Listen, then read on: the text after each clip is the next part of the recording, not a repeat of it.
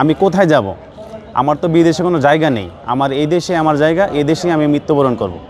এটা দেখে বোঝা যায় যে একজন মানুষ কতটা দেশপ্রেমিক হতে পারে। 2018 সালে খুনি হাসিনার মিথ্যা মামলায় গ্রেপ্তার হওয়ার পর বেগম খালেদা জিয়াকে এক প্রকার চিকিৎসা না দিয়ে তাকে মৃত্যুর দিকে ধাবিত করা হয়েছে, ঠেলে দেওয়া হয়েছে। তিনি ছিলেন গণতন্ত্রের জন্য একজন অদূরদর্শী নেতা এবং ওনার মতো নেত্রী যদি থাকে, আশা করি বাংলাদেশ কখনো বিপদে যাবে না।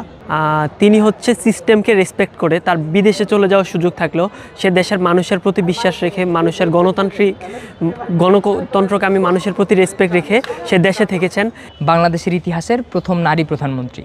কেউ তাকে ডাকে গণতন্ত্রের মা নামে, কেউ বা বলে আপসহীন নেত্রী। দর্শক, বলছিলাম বেগম খালেদা জিয়ার কথা। গতকাল রাত থেকেই যিনি প্রচণ্ড অসুস্থতার কারণে এভারকেয়ার হাসপাতালে ভর্তি রয়েছেন।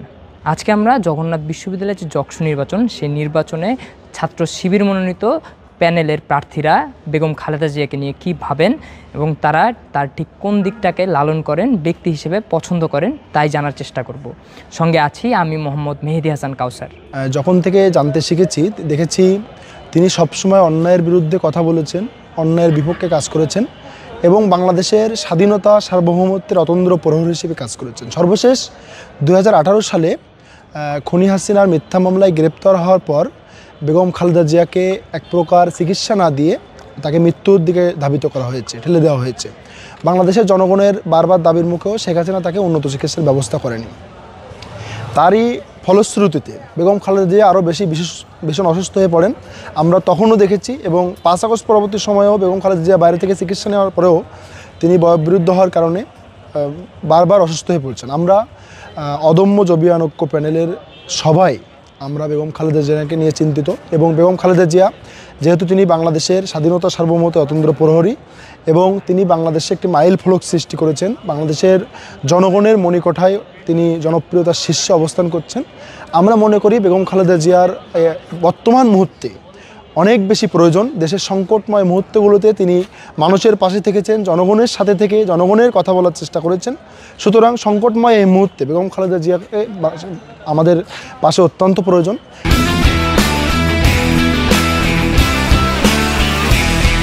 খালেদা জিয়া হচ্ছে আসলে বাংলাদেশের জন্য একজন গৌরবময় একজন মানুষ।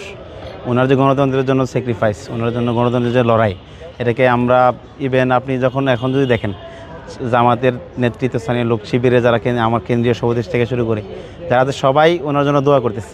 ইভেন আমাদের অনেকগুলো শাখায়, উপজেলা জেলা শাখাগুলোতে ওনার জন্য দোয়া করা হয়েছে। তো বাংলাদেশের জন্য ওনার যে স্যাক্রিফাইস, এটার জন্য ছাত্র শিবির ওনাকে সবসময় স্মরণ করে। আমরা এখন এই ক্রান্তিকাল মুহূর্তে ওনার যে একদম জীবন মরণ সন্ধিক্ষণ সময়, এই সময় আমরা সব ওনার জন্য দোয়া করতেছি। বাংলাদেশের তিনবারের নির্বাচিত প্রধানমন্ত্রী বেগম খালেদা জিয়া, তিনি ছিলেন গণতন্ত্রের জন্য একজন অদূরদর্শী নেতা। তিনি বাংলাদেশের সকল রাজনৈতিক দলকে একত্রিত করার ক্ষেত্রে বা বাংলাদেশের গণতন্ত্রকে পুনরুজ্জীবিত করার ক্ষেত্রে তিনি অনন্য ভূমিকা পালন করেছেন। তিনি একই সাথে বাংলাদেশের দলমত নির্বিশেষে সকলের ভালোবাসা কুড়িয়েছেন শুধুমাত্র তার অদূরদর্শী নেতৃত্বের কারণে। আমরা দেখেছি তিনি তার দলকে খুব সুন্দরভাবে পরিচালনা করেছেন এবং দলের ভিতরে সুশৃঙ্খলতা নিয়ে আসার জন্য তিনি অত্যন্ত ভূমিকা পালন করেছেন।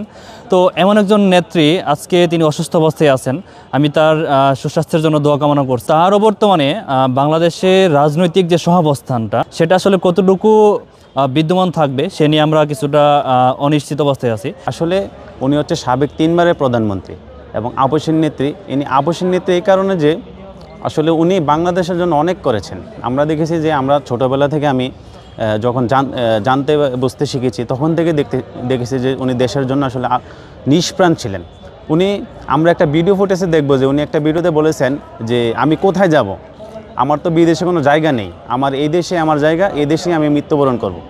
এটা দেখে বোঝা যায় যে একজন মানুষ কতটা দেশপ্রেমিক হতে পারে এবং এই দেশপ্রেমের কারণে ওনাকে আসলে বাংলাদেশে খুবই প্রয়োজন। উনি যে নজরানা পেশ করেছেন, ওনার যে অতীত ইতিহাস, এই ইতিহাসের কারণে আসলে ওনার যে অ্যাক্টিভিজম, এগুলোর কারণে ওনার দেশের জন্য অনেক বেশি প্রয়োজন।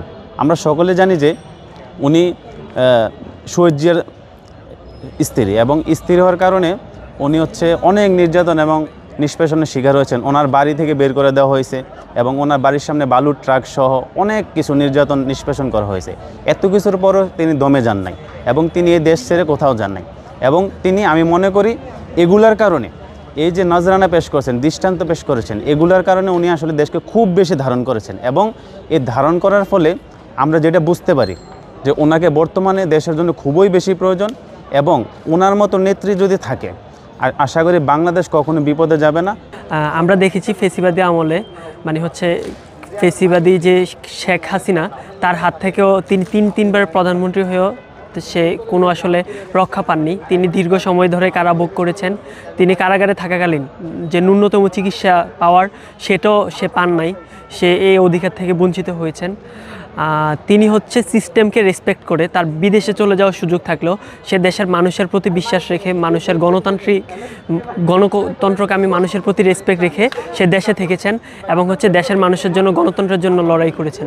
আমরা দেখেছি ৭১ পরবর্তী সময়ে জিয়াউর রহমান যেভাবে হচ্ছে গণতন্ত্র পুনরুদ্ধার করেছেন, ঠিক তেমনিভাবে খালেদা জিয়ারা হচ্ছে গণতন্ত্র পুনরুদ্ধারের জন্য সংগ্রাম করে গেছেন।